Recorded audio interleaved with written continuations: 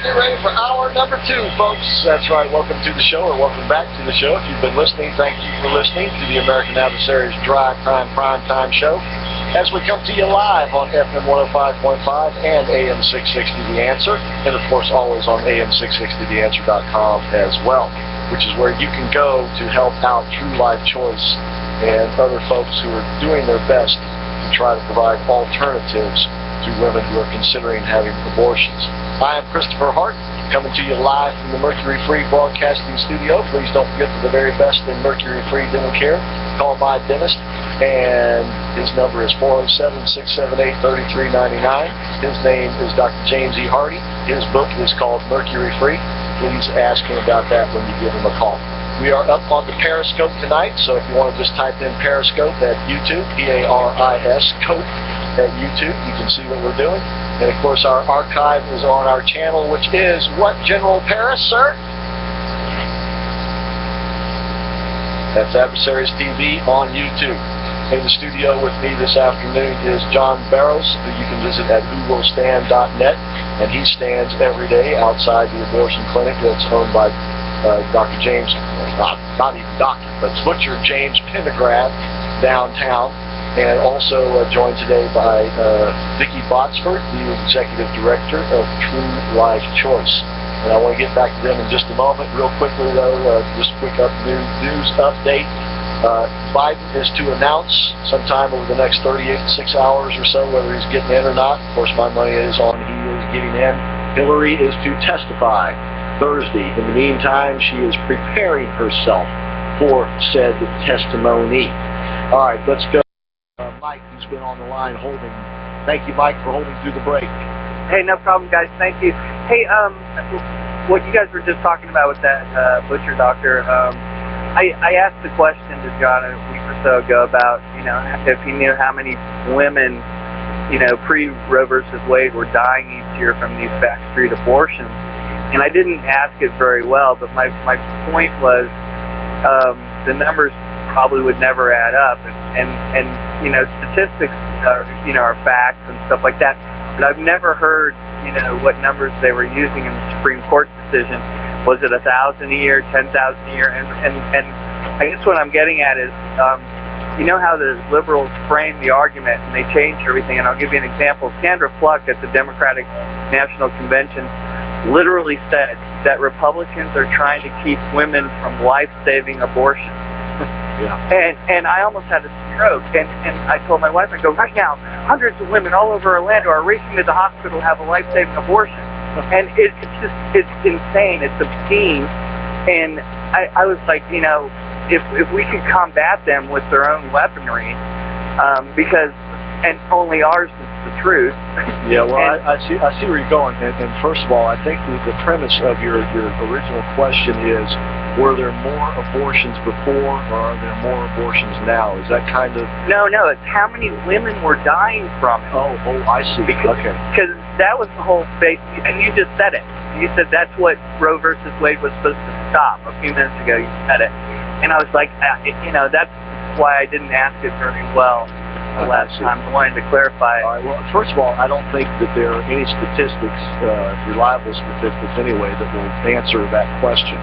But the other question is, in terms of being a life-saving procedure, Vicki and John, what is it your impression? I know we've had doctors on the show here before who have said that the instance that a woman needs an abortion to save her life is extremely rare. Has that been your experience as well? Yes, that pretty much is non-existent. I mean, we don't see it in our clinic. And I mean, we can probably go years before. I'm not saying it doesn't happen. I also wanted to say my wife is studying to be a stenographer because we lost a full-term baby in '07. And she was so struck by it, and then we had a daughter a year later, that the importance of the sonograms and stuff like that and how much it changes people. But another thing, my wife started doing. My kids have religious education on Saturdays, and my wife and this other father have been taking all the kids from the class to an abortion clinic in Altamont Springs. And my kids are 11 and 7, and they came home with the pictures. I don't think you could be too young to be exposed to what this really is, because they came home pissed off and ready to be the next generation of lifesavers. And you know, I mean, they were struck by it and seeing, you know, the graphicness of it. John, Mike, real quick. Mike, I remember your call, I don't know, it was a few months back, right? And A couple weeks ago, but yeah. was that all it was? Yeah. But I'm getting old. But, Me too. But weren't you were the guy that, you actually lived through an abortion, right? I was adopted, and I had childhood encephalitis, but No, I think you're thinking of someone else. Oh, okay. yeah. Who called But who actually my had wife scars. didn't Yeah. have them. Her parents made her have abortions when she was young, so we're completely anti-abortion for a number of reasons. But All right. Well, Mike, I appreciate you calling. It has up here you did want to say something about Israel as well. I did. You know, Mr. Katzman said, you know, we're the last refuge of truth and justice, or something along those lines. Why can't we put billboards up that actually print out little scriptures from the Quran and spread the filth around? Because that whole culture, I mean, when you think of Islam, you think peace and prosperity wherever it goes. When you think of a Muslim, you think honesty and integrity wherever it goes. And the whole scripture is based on lies. Muhammad said, you know, Noah, Moses, none of the prophets were Jewish. They were actually Muslim. They just didn't know it. I mean, the whole thing is insane. Well, I see where you're going, and you're absolutely right. People need to be much more educated as to the quote-unquote Muslim scriptures and what they call for.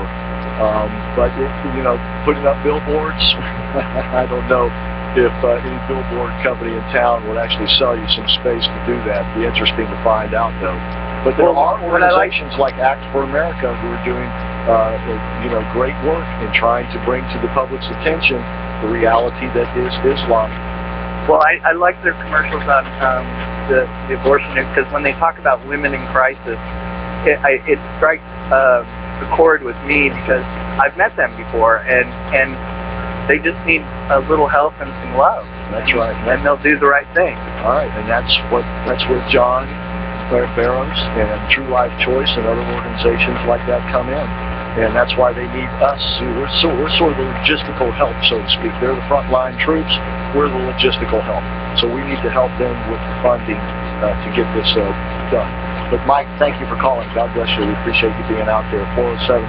407-774-8255 is the number. And I hope that Mike and others out there like you folks will go to am660theanswer.com and provide some financial help for True Life Choice and these other organizations, because it is a daily battle, and it's not going to let up anytime soon. And by the way, Aubrey Kahn has made it known to me that he will match up to $1,000 donations to am660theanswer.com. So you can double your contribution if you do it tonight. That's am660theanswer.com. Vicki, we've heard John talking about, of course, John works on the front lines, literally, to get these women to reconsider. And once he gets them to come out of that clinic, not having had an abortion, he tries to get them to go over to you. And at that point, you have a tremendous rate of success, do you not? Yes, we do. That woman has an ultrasound 86% too light. So, you know, we see it daily. Are you ever in the room when these ultrasounds occur and it's the first time that the woman has seen her child? We have staff and volunteers that take care of that, but I have been a few times. In fact, I was recently. Is there a common reaction that the girl has? I think most often you're going to see They're going to cry. most often you're going to see, I believe, Tears of joy or tears of, oh my God, I almost did something really terrible? I think both. I think God uses that just as a vehicle to touch a woman's heart for what He's already put into her heart, which is to love her child. we know ultimately the only thing that changes the mind is Jesus Christ and a divine appointment. Right, John? Several divine appointments. A day of divine appointment, right? And that's what John starts them off with. And when they come over to the clinic now, are they oftentimes by themselves? I would say most often they're with someone. With someone. It's amazing. If you look at the statistics of what influences a woman in having an abortion, it is astronomical. I don't have that at my fingertips, but recently I read a report. I'll get that for you, John. But I believe it's 75 or 80% women are influenced by a person who's significant in their life. So family, boyfriend, husband, and, you know, I see what John sees. You know, there's one thing that a woman wants to hear. We can do this. What do you mean, John? What do you mean we can do this? Well, you know, most of the girls that come to the clinic are with somebody. Most of them have a guy that's leading them in there. Are they advised by people at the clinic to have someone bring them and take them? They want sedation. If they want sedation, yes. If they can do it without sedation, then they don't need to have sedation. Some women do these procedures without sedation? Yeah. But is it, you mean, do they have a choice between a local and a general anesthesia, or just an anesthesia or not? No, they can't have any anesthesia and be alone. What happened in driving? Okay, all right. But the one thing I've never seen, I mean, with all my heart, I've never seen a guy, a man that girl loves him, and she loves him. I've never seen a girl go through with an abortion. The guy walks in, puts his arm around her, and says, "Let's get out of here."